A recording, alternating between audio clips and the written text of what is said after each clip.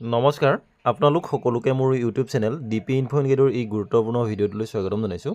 ছাত্ৰসকল, এই ভিডিঅ'টোৰ জৰিয়তে আপোনালোকক প্ৰতিখন প্ৰাথমিক বিদ্যালয়ৰ বাবে এটা অত্যন্ত ভাল খবৰ শ্বেয়াৰ কৰিব খুজিছোঁ।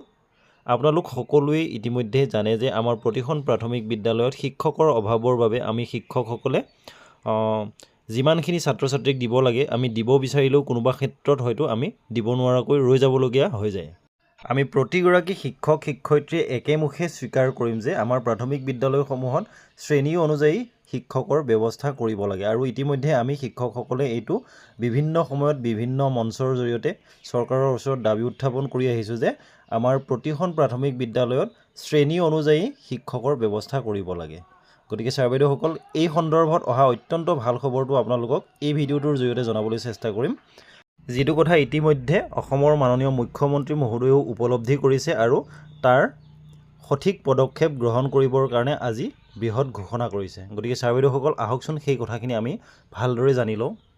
শিক্ষামন্ত্ৰী ডাঙৰীয়াক অনুৰোধ কৰিম যে এখন শিক্ষা আয়োগ নিৰ্মাণ কৰিব লাগে বিশিষ্ট শিক্ষাবিদসকলক লৈ, আৰু মানুহৰ মাজত এটা কথাৰ আমি চিন্তাৰ সৃষ্টি কৰিব লাগে যে এখন ৰাজ্যৰ শিক্ষা ব্যৱস্থা নাম্বাৰ অফ স্কুলছ নে কোৱালিটি দি নিৰ্ধাৰণ হয়। এখন পঞ্চায়তত 6খন স্কুল, এজন শিক্ষক, কিন্তু সেইখন পঞ্চায়ত এখন স্কুল কিন্তু 6জন শিক্ষক, কোনটো ভাল? এই বিষয়টোৰ ওপৰত late people of Assam debate. আমি কোৱান্টিটি 45,000 আমাৰ শিক্ষক স্কুল আছে, 22,000 গাঁও আছে, অৰ্থাৎ একোখন পঞ্চায়তত 6খন স্কুল আমাৰ অসমত দেখা পোৱা যায়। 6খন স্কুলত দুজন শিক্ষক। যদি পাৰ ক্লাছত 1 টিচাৰ আমি দিব নোৱাৰোঁ, তেতিয়াহ'লে আমাৰ শিক্ষক শিক্ষয়িত্ৰীসকলৰ এটা লিমিট থাকিব, লিমিটৰ ওপৰত তেওঁলোকে পাৰফৰ্মেন্স কৰিব নোৱাৰে। এখন শৈক্ষিক আয়োগ এটা আমি নিৰ্মাণ কৰিব লাগে যে এখন ৰাজ্যৰ শিক্ষা ব্যৱস্থা নাম্বাৰ অফ স্কুলে প্ৰতিনিধিত্ব কৰে নে নাম্বাৰ অফ কোৱালিটি স্কুলে প্ৰতিনিধিত্ব কৰে, কোনটো?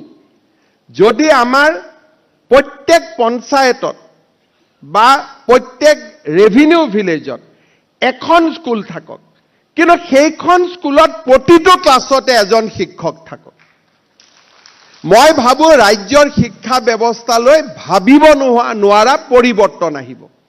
স্কুল কমিব, কিন্তু চৰকাৰৰ খৰচ নকমে, কাৰণ number of teachers will be মোৰ।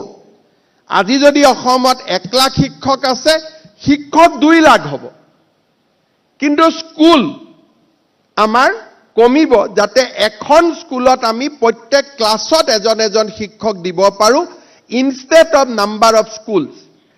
এই বিষয়ত আমি সিদ্ধান্ত ল'ব উপযুক্ত নহয়।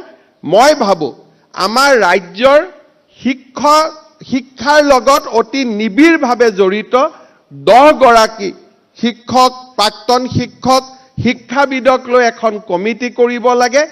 কেনেকৈ লাহে লাহে অসম পাৰ ক্লাছ 1 শিক্ষকলৈকে যাব পাৰে, আৰু তেতিয়াহে অসমৰ শিক্ষা ব্যৱস্থাৰ ৰূপান্তৰ হ'ব, অসমৰ শিক্ষা ব্যৱস্থাৰ পৰিৱৰ্তন হ'ব। মই ভাবোঁ যে নাম্বাৰ অফ স্কুলতকৈও আমি quality of teachers, number of টিচাৰ্ছত আমি গুৰুত্ব দিব লাগে। শিক্ষকৰ সংখ্যা বাঢ়িব লাগে, স্কুলৰ সংখ্যা বাঢ়িব নালাগে। তাৰ পৰিৱৰ্তে প্ৰত্যেক ৰাজহ গাঁৱত, প্ৰত্যেকখন ফৰেষ্ট ভিলেজ, প্ৰত্যেকখন ৰেভিনিউ ভিলেজত এখন স্কুলত যদি প্ৰত্যেক ক্লাছতে এজনকৈ আমি শিক্ষক দিব পাৰোঁ, সেই ব্যৱস্থা আমাৰ বাবে অতি প্ৰয়োজনীয় হ'ব আৰু সি আমি আগবাঢ়ি যোৱাত আমাক সহায় কৰিব।